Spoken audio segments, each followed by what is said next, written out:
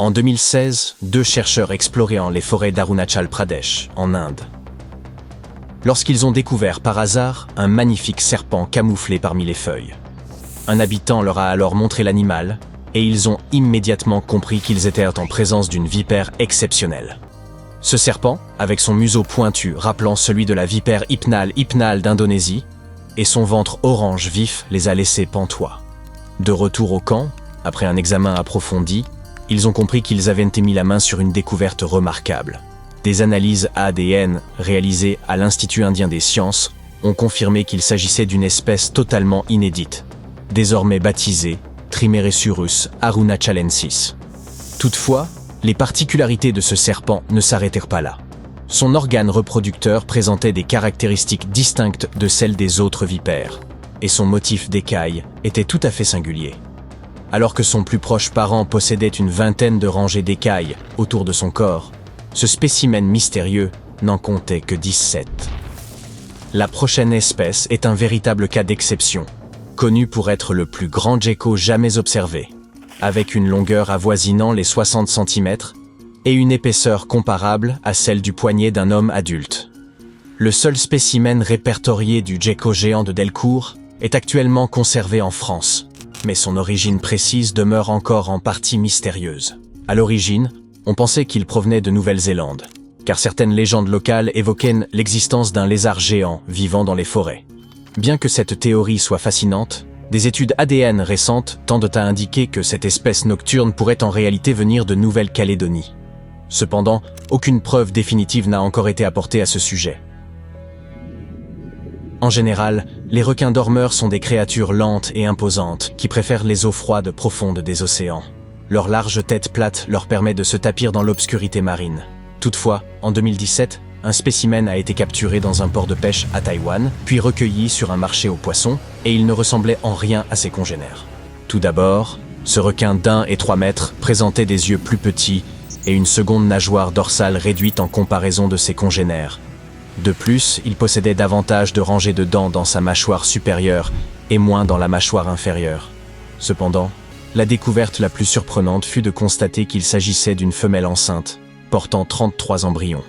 Cela suggère qu'il existe probablement d'autres spécimens de cette espèce cachés dans les profondeurs océaniques que nous n'avons pas encore détectés. Voici le Mollisquama parini. Il est minuscule, mesurant à peine 14 cm de long, tandis que la plupart des requins des grandes profondeurs atteignent environ 2 mètres. Cependant, ne vous laissez pas abuser par sa petite taille, car cette créature est sans aucun doute l'un des secrets les plus intrigants de l'océan. Découvert en 1979 dans les eaux profondes du Chili, ce petit requin ressemble à un véritable gadget d'espion, notamment grâce aux mystérieuses poches situées près de ses nageoires pectorales. Ces poches, qui représentent environ 4% de la longueur de son corps, pourraient soit émettre de la lumière, soit sécréter des phéromones. Ainsi, ce requin pourrait potentiellement s'illuminer pour dérouter ses prédateurs ou attirer des proies cachées dans l'obscurité des profondeurs. Et quand je parle de profondeur, c'est à plus de 3000 mètres sous la surface, soit l'équivalent de 7 Empire State Buildings, empilés les uns sur les autres, mais sous l'eau. Depuis sa découverte initiale au Chili, un autre spécimen a été observé en 2010 dans le golfe du Mexique, mais aucun autre n'a été signalé depuis. Ce requin à poche n'est cependant pas le seul animal bioluminescent que nous évoquerons aujourd'hui. Ce cafard d'à peine 2,5 cm de long, au nom scientifique de Luchiormetica lucae, fut initialement collecté en 1939, mais n'a gagné en notoriété que des décennies plus tard, en 2012. Ce qui le rend particulièrement fascinant, ce sont ses facultés de bioluminescence, c'est-à-dire qu'il possède des zones de son corps qui s'illuminent dans l'obscurité. Contrairement aux lucioles, qui utilisent principalement leur lumière pour attirer un partenaire, cette blatte émettait une lueur visant à imiter un coléoptère toxique clignotant dans le but de repousser les prédateurs. Malheureusement, la région d'Équateur où cette créature a été découverte a été sévèrement touchée par une éruption volcanique, faisant craindre que ce spécimen lumineux ne soit une découverte impossible à répéter. Poursuivons avec les petites créatures et découvrons l'Hippocampus minotaure, également surnommé hippocampe à cou de taureau. Celui-ci se distingue par son large cou, sa grande tête et son corps relativement petit, d'où son surnom de minotaure. Les seuls spécimens répertoriés ont été trouvés au large des côtes d'Éden, en Australie, et aucun n'a jamais été observé vivant dans son milieu naturel. C'est pourquoi nous connaissons peu de choses sur son comportement. Certaines recherches suggèrent qu'il vivrait à des profondeurs d'environ 100 mètres, l'équivalent de la hauteur d'un immeuble de 30 étages. On pense que cet hippocampe mystérieux aime enrouler sa queue préhensile autour des coraux et pourrait même se dissimuler dans les fonds sableux. Sa couleur jaune-orange lui permet probablement de se fondre dans les récifs coralliens, ce qui rend son observation dans l'océan aussi difficile que de rechercher une aiguille dans une botte de foin. Passons maintenant au chat de Nariño. En 1989, un unique spécimen de ce félin tacheté et énigmatique a été découvert sur les flancs du volcan Galeras, dans le sud de la Colombie. Ce petit léopard arborait une courte queue, ornée de 7 anneaux noirs et d'une pointe noire également. Sa fourrure rougeâtre caractéristique le différenciait nettement de ses congénères.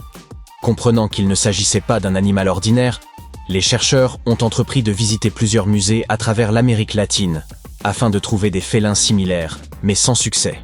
Par la suite, une analyse ADN a confirmé qu'il était unique en son genre, ayant divergé de ses plus proches parents il y a environ 1,9 million d'années. Le colibri de Bogota est un oiseau remarquable à la couleur violette éclatante et aux plumes de vol noires. Le tout complété par un menton et une couronne d'un vert vif. Pendant de nombreuses années, seul un spécimen acheté à Bogota, en Colombie, en 1909 était connu, et c'est à peu près tout ce que nous avions sous la main. On ne savait que très peu de choses sur cet oiseau fascinant et énigmatique. Cependant, la situation a évolué en 2017 lorsqu'une étude approfondie a mené à une nouvelle analyse de son ADN. Ces résultats ont révélé que le colibri de Bogota pourrait ne pas représenter une espèce entièrement distincte. Il semblerait plutôt qu'il s'agisse d'un hybride, issu du croisement de 2 espèces de colibris. Il est fort probable que sa mère ait été un sylphe à queue d'azur, un superbe colibri que l'on trouve principalement dans les Andes, en Amérique du Sud.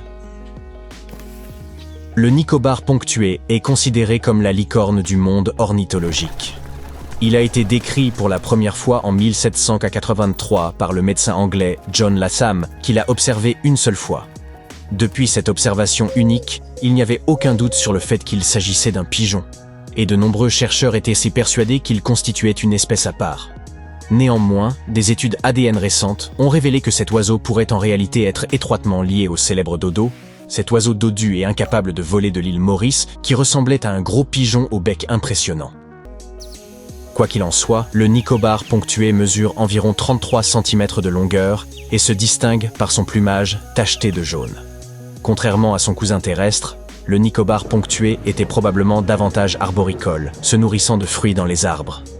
Aujourd'hui, pour observer cet oiseau rare, il faut se rendre au World Museum de Liverpool, où se trouve le seul spécimen connu. Lors de votre séjour en Angleterre, n'oubliez pas de faire un détour par Londres pour visiter le Muséum d'histoire naturelle. Vous y trouverez le seul spécimen connu d'une roussette désignée scientifiquement sous le nom de Pteropus brunus. Les roussettes, ou renards volants, figurent parmi les plus grandes chauves-souris au monde, avec une longueur corporelle, c'est-à-dire sans les ailes, pouvant atteindre environ 40 cm. Cependant, cette chauve-souris particulière, découverte en 1874 sur l'île Percy, ressemble davantage à une version miniature de ses congénères, car elle mesure seulement 21 cm de la tête aux pieds. Ainsi, bien qu'elle n'ait pas été observée dans son habitat naturel depuis un certain temps, il n'y aurait aucune inquiétude à avoir si vous deviez la rencontrer.